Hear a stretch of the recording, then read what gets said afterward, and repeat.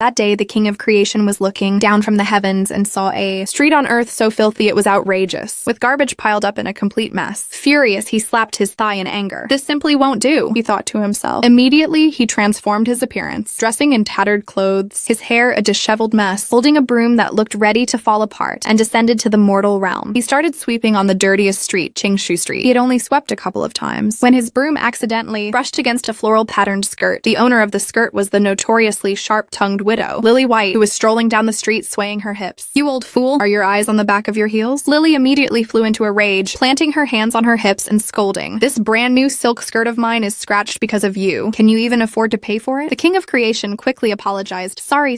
This old man's eyesight is poor, and his hands are clumsy." Lily snatched her skirt back, stamped her foot, cursed him as a jinx, and turned to leave. The king of creation shook his head and continued sweeping. When he reached the second street, he piled the swept leaves in a corner and was about to take a breather when a burly man named Zane Steele walked over. With a loud clang, he kicked the pile of leaves apart. "Stinking beggar, you're blocking the way." Zane glared and roared. "What if someone needs to get through with this junk piled up here?" The king of creation said softly, "Sir, once it's swept clean, it'll be easier for everyone to walk." Zane spat. "You're in the way." With that, he deliberately stomped back and forth on the leaves, crushing them all to pieces. Before swaggering off, humming a tune, the king of creation sighed and crouched down to sweep everything up again. Moving on to the third street, which was less crowded, the king of creation was sweeping when a young assistant named Mark from a nearby pancake shop saw him. Without a word, Mark picked up another broom from the corner and came over to help. "Old sir, this work is tiring. I'm young, I can handle it," Mark said, working deftly. He even took the initiative to clear the stagnant water in front of the old granny's door next door. The king of creation felt warmth in his heart and said to him, "Young man, good deeds will surely be rewarded." Just as Mark was about to reply, a puff of smoke appeared, and the old man vanished. Mark simply thought he had encountered an eccentric and didn't dwell on it. But within 2 days, strange things began to happen. Lily White, still showing off her new skirt, stepped on a rotten vegetable leaf while walking, slipped, and fell flat on her face. Her new skirt was torn wide open, and she grimaced in pain. As for Zane Steele, while rushing to close a business deal, he tripped over the very garbage he had kicked aside earlier, falling so hard that his face was bruised and swollen. Naturally, the deal fell through. Only Mark, the neighbors all said that this young man was kind-hearted and diligent, and everyone was willing to buy from his pancake shop. Before long, his business grew increasingly prosperous, and his life improved day by day. The king of creation watched from the heavens, stroking his beard and smiling. In truth, what he was sweeping wasn't just the streets. It was a reflection of the good and evil in people's hearts. You see, those with kind hearts naturally receive help from the heavens, while those who do evil will find their paths growing increasingly difficult.